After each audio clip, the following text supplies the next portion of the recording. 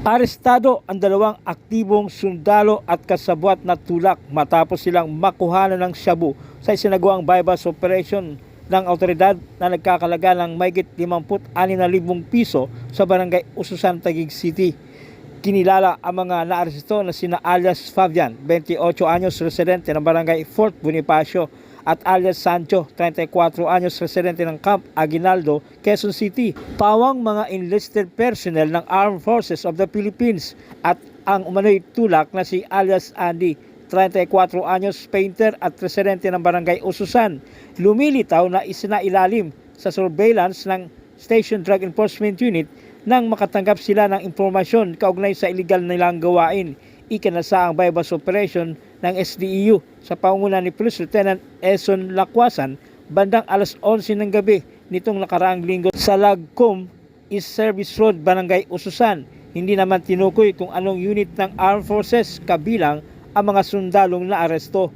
Nakuha sa kanilang pag-iingat ang 7 pirasong plastic sachet ng hinihinalang shabu, bypass money at isang unit ng cellular phone. Naharap sa paglabag sa RA 9165 ang nasabing tulak at ang mga naarestong sundalo. Fabian Pilais Marila Sanchez Villa E. Cuarto, aming inaresto sa 511 ng RA 9165. Kung may karapatan, kayo ay may karapatan manahimik, gusto ng kibo.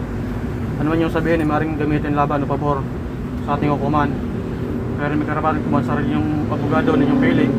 Kung wala kayong kakayanan, ito ay pagkakalog sa inyo. May karapatan ninyo kung sarili ng doktor upang magpasuri. Pero kung wala kayong kakayanan, ito ay pagkakalog din sa inyo ng ating pamahalaan. Nintindihan nyo yung karapatan.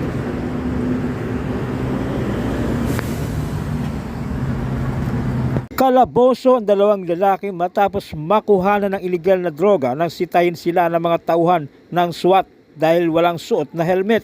Nakilala ang mga suspek na sina alias Sherwin, 27 anyos, residente ng Pinar Site, Western Bicutan, at alias Angelo, 35 anyos, residente ng Centennial Village, Western Bicutan. Iniulat ng pulisya na habang nagpapatrolya ang mga tauhan ng SWAT sa pangunguna ni Police Lieutenant Enrico Clamor, SWAT Commander, nang maispatan ang dalawang suspek na walang helmet. Tinangka pa umanong takasan ng mga suspek ang mga pulis. Kinapkapan ang rider at ang kanyang angkas at doon na umano nakuha ang 7 plastic sachet ng hinihinalang shabu na nagkakalaga ng 19,040 pesos at isang cellular phone. Hindi umano pinakita ng rider ang kanyang lisensya at mga dokumento sa isang police inspection. Nakakulong na ang mga suspek sa Taguig City Police Station Custodial Facility at naharap sila sa kasong paglabag sa Anti-Illegal Drugs of 2002. Nakaimpon naman ang motorsiklong ginamit ng mga suspek at magbabayad din sila ng multa kaugnay sa driving without helmet at driver's license. May karapatan kayong manahimik o magsawalang kibo. Ano man ang inyong sabihin na ay gamitin pabor o yabon sa inyo, ano mang hukuman. Kayo ay may karapatan din kumuha ng tagapagtanggol na inyong pili. At kung wala kayong kakayahan, ito'y pagkakalob sa inyo ng pamahalaan. Naintindihan niyo ba yung mga karapatan?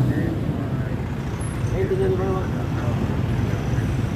Arestado 19 anyos na lalaki na dayo pa mula sa Pasig sa checkpoint operation na kinasa ng Substation 10 Comembo, Taguig City, pasado alas 4 ng madaling araw matapos na makuhanan umano ng iligal na droga. Kinilala ang mga magkaidalang suspek na sina alias Larry, alias James at alias Jomari at parehong residente ng barangay Pinagbuhatan, Pasig. Na-recover sa operasyon ang 9 na pakete ng hinihinalang shabu at isang unit ng tricycle. Sa ngayon, ang 3 ay nanatili sa detention facility ng Taguig Police at sinampa na ng kakulang kaso. Laban sa inyo, laban sa korte. May karapatan kayong pumili ng sarili nyong abogado pag wala kayong kakayahan. Bibigyan kayo ng gobyerno. May karapatan din kayong pumili ng sarili nyong doktor. Pag wala naman kayong kakayahan, gobyerno magbibigay sa inyo. Naiintindihan nyo ba yun? Naabisto na may dalang bawal na gamot ang dalawang lalaki na nakasakay sa motorsiklo makaraang masita sa pagkasunod na PNP checkpoint ng Substation 9 sa barangay New Lower Bicutan, Taguig City. Kinilala ang unang suspek na si alias Alejandro. Ayon sa pulisya, walang suot na helmet ang suspek kaya't hinarang nila ito. Kinapkapan ang rider at nakita sa kanyang pag-iingat ang dalawang pakete ng pinaniniwalaang pinatuyong dahon ng marijuana. Alejandro Cabigas, inaaresto kita sa salang pag-iingat o pagtatago ng pinagbabawal na gamot. May karapatan kang manahimik. Ano man ang iyong sabihin ay maaaring gamitin laban o pabor sa iyo sa anumang hukuman sa Pilipinas. May karapatan ka rin kumuha ng sarili mong abogado. Kung wala kang kakayahan, bibigyan ka ng gobyerno ng isa. Naintindihan mo ba ang iyong karapatan? Naintindihan mo?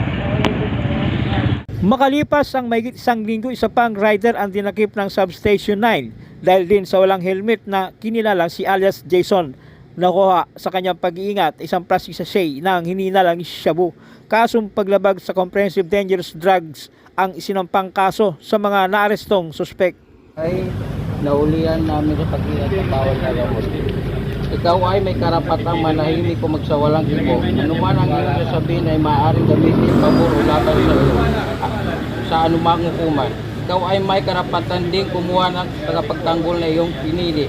At kung wala kang kakayahan, ito ay pagkaloob sa iyo ng pamahalaan. Naintindihan mo ba ang iyong karapatan? Sagot ka, sagot. Bakasan mo. Opo.